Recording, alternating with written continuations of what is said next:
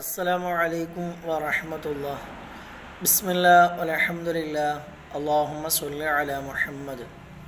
ഷഫീഉനാ റസൂലുള്ളാഹി സ്വല്ലല്ലാഹു അലൈഹി വസല്ലമ തങ്ങൾ പറയുന്നുണ്ട്, അല്ലാഹു സുബ്ഹാനഹു വ തആല ഒരു അടിമയോട് 3 ചോദ്യങ്ങൾ ചോദിക്കും. ആ ചോദ്യങ്ങൾക്ക് കൃത്യമായ മറുപടി പറയാതെ അവൻ്റെ കാലുകൾ പോലും അവന് ചലിപ്പിക്കാൻ കഴിയുകയില്ല എന്ന്. ആദ്യമായി അവനോട് ചോദിക്കുന്നത് അവൻ്റെ വയസ്സിനെ കുറിച്ചാണ്. നീ ഇത്ര കാലം ജീവിച്ചു, നീ എന്തു ചെയ്തു? രണ്ടാമതായി ചോദിക്കുന്നത് നിനക്ക് അറിവ് നൽകി, ആ അറിവ് കൊണ്ട് നീ എന്ത് പ്രവർത്തിച്ചു? മൂന്നാമതായി അവിടുന്ന് പറയുന്നത് നിനക്ക് സമ്പത്തുകൾ ലഭിച്ചു, അത് എവിടുന്ന് ലഭിച്ചു? ആ സമ്പത്തിനെ നീ എങ്ങനെ ചെലവാക്കി?